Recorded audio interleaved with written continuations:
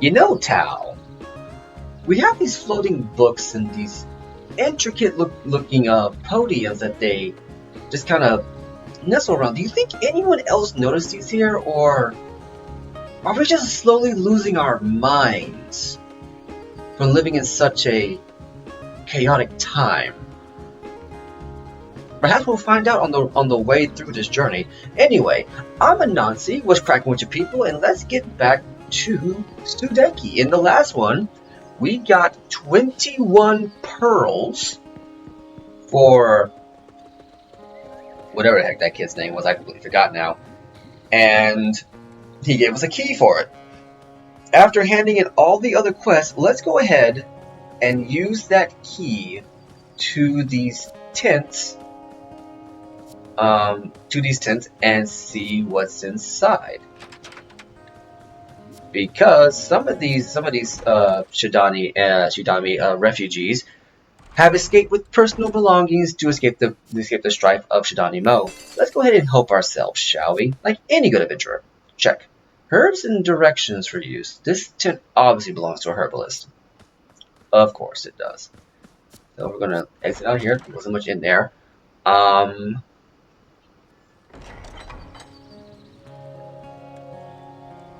Okay, not too much, not too much.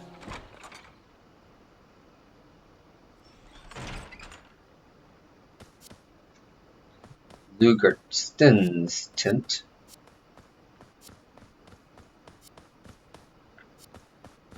Now, does he say anything about us coming in here, or is it just like, hey, how you doing, neighbor? Hail, friend. It's good to be safe from the evil creatures that stalk the temple in Shidani Mo. Interesting. Tell me about the creatures. It all started with a few spiders, but things took a turn for the worse. A more sinister foe followed. Insect-like monsters. We call the Arcanite. Of course it has to be spiders. Tell me about the temple. The Temple of Mo is a holy site where we keep sacred artifacts such as the Shidani crystal. It was left in our care by Mo, the great cat, at the time of separation. Interesting. Is the village deserted now? There are many who refuse to leave Shidani Mo. I simply tired of the fighting and left. So it's very interesting to note that the Shidani, all of the anthropomorphs, have animalistic traits. They are either, in the case of the males, you'll 9 times out of 10 see the males come in 2 flavors. Either mostly animalistic, or like the females who have slight animal, like feral traits, like pointed ears, sharp nails, and some markings, and maybe a flared nose and like dilated eyes. That's how you distinguish a Shidani from, well, oops, we can't go in here right now, from, well, anybody else, or from a Skillian.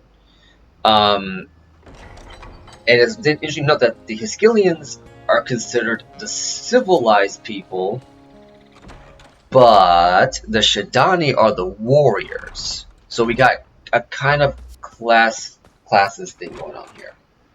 So I've already been inside this tent,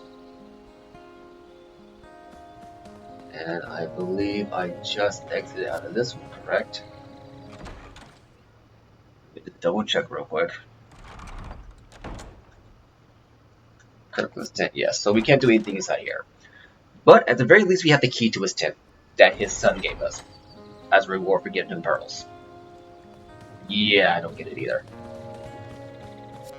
Anyway, we're going to go ahead and continue with the main quest and make our way back to Illumina by way of the princess escorting her guard, and not the other way around. I should also note that every now and then, it should play here on the way up. I don't remember if it fixes itself at the first time, but whenever you go back through certain areas, let's stop and talk to him. I believe he has something for us. Have you come to try it? Lay your skin on me. I can't get enough. Okay. TMI, TMI. Go ahead and What a trade. Also, you press A, you can skip through some of this stuff. So we have, you can sell a Reptuffalo hide. You have 2. Lizards, scale, okay. Lizard center, if you're savvy, you'll sell these shells to a local merchant. So not him. I think there's another merchant you want to sell this to. And I think I think that's pretty much all the skin we have to give this guy. Go ahead and say goodbye. And let's make our way back here. I think shift trigger right here. Did you come here on your own, Ailish? Well, I'm seldom allowed to travel alone, but I'm not in the best of moods with Yemi in any case. Yeah, so something interesting to note as a small interaction between Ailish and Tao. It's a nice interaction, pretty cool. It's you know, something that first time people would say to each other, like they're still kind of on princess knight terms. They're not really. Oh, well, better get back to it. I guess I can go ahead and show it. Oh no, I already did that. Come on. Also, I do apologize if you see any screen flickering. That's mostly to do with the HD cable I'm using to capture footage here. I couldn't seem to find any other ones that really did the game justice of overly darkening it. If I can fix the issue, I definitely will. But for right now, it's kind of the best I got. Also, I should note that that what you're seeing on screen in terms of quality is not what I'm seeing on my screen. As a matter of fact, the picture's coming in crystal clear. And you know, pretty bright, pretty crisp, pretty sharp. But due to capture device, it looks darker. So just bear with me, or if you can, brighten up your screen, see if you can work your way around that.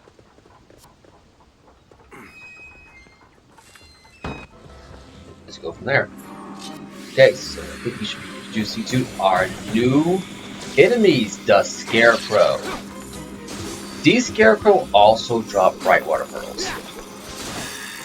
And what's interesting to note is that when you do a excessive combo on them, like a finishing combo, they detonate. So you have Brightwater Pearl right there. They detonate not in chunks of prehistoric fire, not in chunks of prehistoric pre Xbox 360, PlayStation 2 graphic gore, but in rubble. That's healing ointment. Let's go ahead and put that right there. Like I said, I want to try to avoid using too many of my good stuff at the moment. As we get more and more money, I'm definitely going to be showing you guys how to mitigate this problem to the point where you're going to be inundated with ointments and tinctures and salves to use. Now, as we remember from earlier, the tomb of Empress Tiffion, Ailish's grandmother, is located here. Her last words are inscribed: "I will only give my orb to a true heir of my throne, one with a second sight." And since Ailish has a second sight, we can get her orb.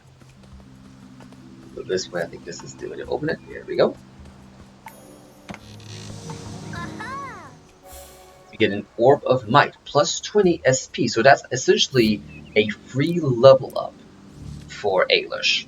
Let's go ahead and use it on Ailish. Give her 100 SP to use.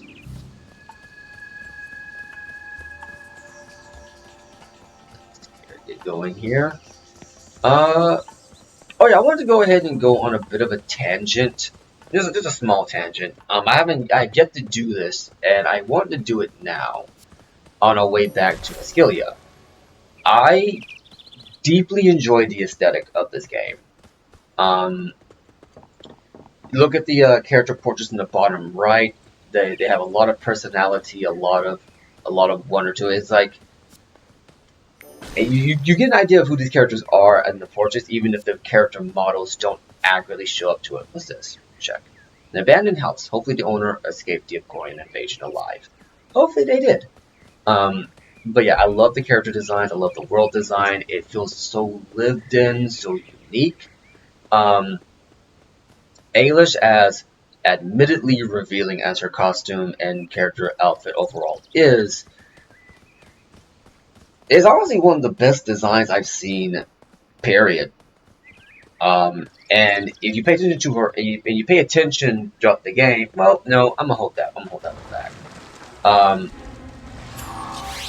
Admittedly, as she is now, especially with that line, that weak and feeble woman line, she is not winning any points in the progressive category. Let's say that. I don't personally care because it's a video game, and video games are meant to have fun, and this harkens back to a simpler time when very few people actually cared about that. But I understand if that is off-putting to you. Just like how Tal got new armor, you can pretty much guess that all the characters in the game are going to get newer armors. So hopefully, as the game goes on, you should hopefully see armors that you hopefully like. I want to say there's another. Maybe I'm misremembering. I could be misremembering. I cannot English to save my life.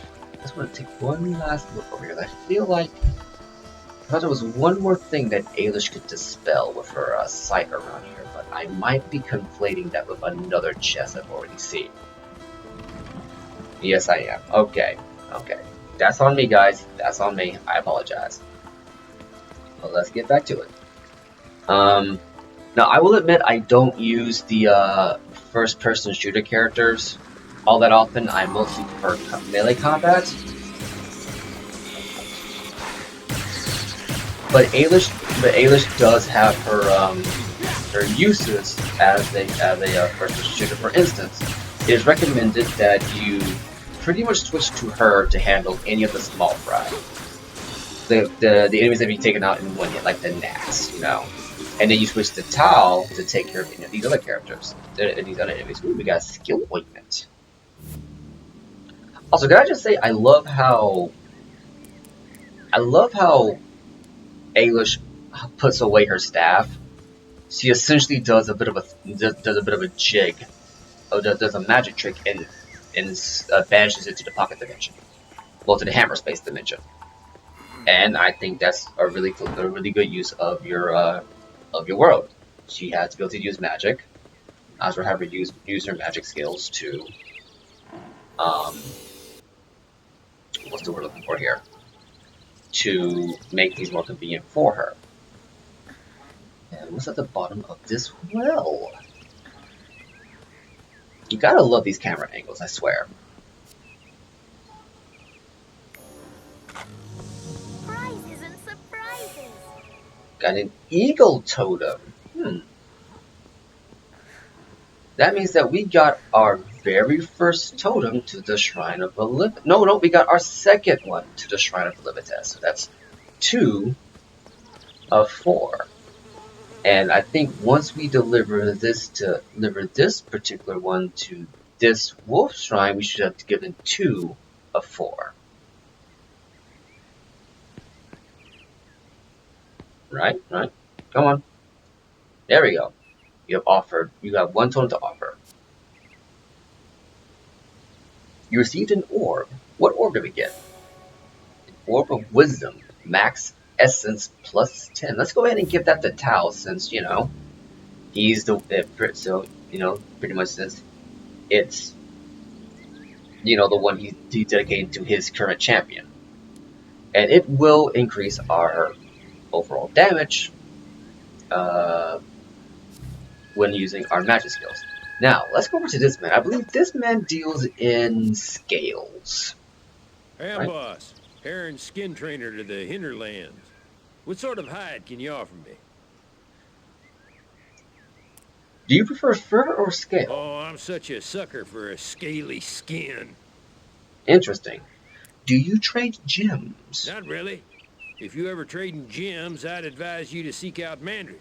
He has more money than sense. Okay, so I'd like to trade. There we go. This is why I said you wanted to hold off. Because you remember at Jurgen, he was offering us 75 and I think 50 for aquatic claws and hide. And I think less than this for an Arcanite skull. Okay? Crab crystals are kind of gem. I think they're pretty valuable regardless. So what we're going to do is we're going to sell all of this. Sell the Arcanite skulls. I don't believe we need these for anything in particular. And all 66 of these.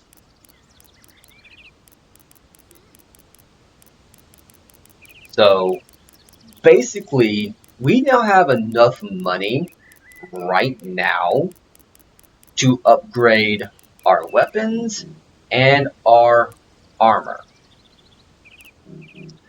This should give us...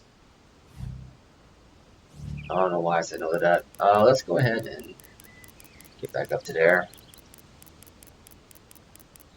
This should give us, I think, 10,050? I think the max you can sell at any given point in time is 99. I think the max you can hold of any number of items is 99. So, we're good. We are beyond good right now. For these... So... Oh, let's see what he has to sell. Aegis, Star Vial, Moondust Vial, a Luster Drink, Luster Wine, or Luster Brew. The Lusters pretty much heal your health and SP in a proportional amount. Don't worry about buying these right now. You want to worry about this. Goodbye. And now we're good to go. So the next time we are in a town with a blacksmith, I'm going to show you how to do some proper upgrading. Which should be fairly soon here. Oh, and we're back here. Bar. Okay, let's go ahead and knock these out. Because now that I have exhausted pretty much all of my skill ointments and healing ointments, I'm pretty much in a position to where if I'm ever having to play as a character who will play by myself, but without a party to back me up, I'm going to be in a lot of trouble. Acquired a Brightwater Pearl. Don't you just love how when you're done with a quest that requires a certain item, you get them out the wazoo, but when you need them the most, you don't get them nearly as much as you need them to? Tal gotta level up. Okay, we're doing pretty good here. Let's see here, what do we want to add to Tal?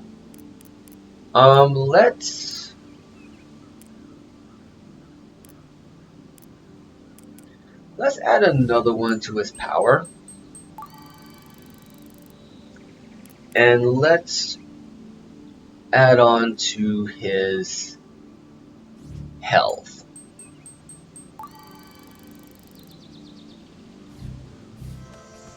Now, if I remember correctly, this house was locked during the Eclorian invasion. Now it is not. Nolan Farmhouse. Let's say we go ahead and explore around a little bit, see what we can find. Soldiers pay. 150 florins, chump change compared to what we got. And a locked door. That's the one downside to this game. Even though it has a lot of interesting world building and a good amount of a good amount of things to explore. You can't. Three little ducks bob up and down. A nice hot bath will be a great tonic after all this adventuring. Maybe later, Tal. Maybe later. But you can't go into every single house and you can't open every single door. That is the one downside to this. But let's go ahead and break this. Anything in here? 5 florins. Incredible chump change. And yes, you can get 1 florin. But this is what we really want. All right. Acquired Hooken's Fate, a Tal weapon. This is going to be Tal's default weapon for me for a good minute. For one thing, it has a wolf's head on the end of it. So it is a wolf's head, it could be a dragon. Let's go ahead and see more info about this. Hooken's Fate, a fairly weak powered weapon, but it has a good critical hit chance and causes poison on the enemy. When swung, the silvery white sword leaves a trail of green energy. The enraged winged serpent within can do nothing but unleash his anger into the victims of this sword. So, my bad, it wasn't a wolf's head, it was a serpent's head on the end. But as you can tell, Hooken's Fate compared to Mojo and compared to the Recruit Sword is by far the weakest weapon we have right now. It has an equal crit chance to the Recruit Sword, but it has the weakest strength overall. But it makes up for that with the poison damage. You want to hold on to this weapon, and you honestly want to make good use of it. Also, I like how when Tal sheaths his weapons, the sheath amalgamates out of nowhere. You know what I'm saying? Excuse me. Hope that didn't pick up on the mic. And I love how each weapon has its own unique sheath. Now, granted, a lot of enemies are going to be immune to a lot of status effects, but you want to make use of this weapon because it will make a lot of fights coming up much easier. Like with any RPG, really, status weapon.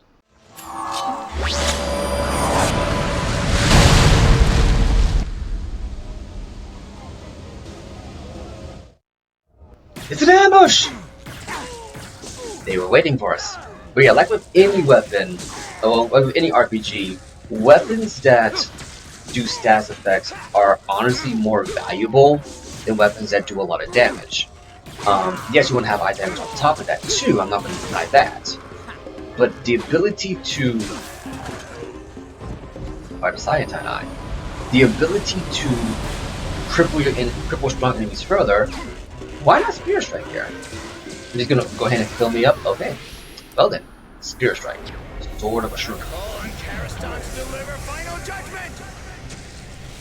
And yes, every time Tal or any character uses a champion of Tetsu summon, a Spear Strike summon, they will have what they will say 1 or 2 voice lines in the summon. It's just how it is, you know, and I appreciate it. I appreciate it. It shows that there is a bit of divinity in there. Now, to fill the SSP bar in order to use Spear Strikes, you need to defeat enemies in combat. Once your SSP bar is full, you can use Spear Strike. What this doesn't tell you is that you also gain points on your SSP bar when you get damaged. So if you get hit, you will also do damage. Not damage. You will also receive some points. Oh, as you can see here, let's go ahead and use one of our newest, Blade Dance. Go ahead and get in between these people right here, and there we go. This is by far Tal's most devastating attack, and I will admit I spam it quite religiously. And look at that, all that grinding, and these enemies are nothing now. They are legitimately nothing. I can literally take them out without having to worry about anything. That's the one thing about these side quests. Oh, now you guys pick up help. Ailish? Huh. She's just over there for some reason. And just like that, we fade back to day. But yeah, no, I believe this one is still locked, right? It did it, yep. It's the castle. Yeah, just like, but yeah, the one thing about doing these side quests, especially the ones, this is well, how do I phrase this? The one downside to doing, to having some of your acquire X amount of item side quests not boost the drop rate of certain items is that when you do get it, you run the risk of being overpowered for a good stretch of the game. Like right now, in terms of leveling, Tal and Ailish are pretty much set for,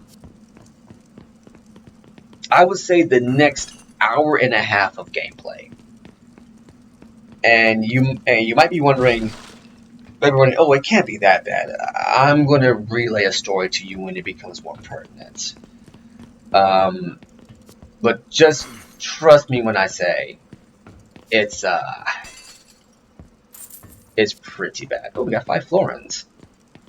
But yeah, no, I was just saying that you want to going back to the weapons though. You want to try to augment your weapons or make your default weapons. Ooh, we got a shadow stone, nice. Or make your default weapons with status ailments. A lot of power is nice, but trust me when I say you want to hold on to that specific thing for the time being. I will let you know when you can not rely on status ailment weapons going forward. And in the meantime, I've been Anansi, this has been Sudeki, and I'll catch you later.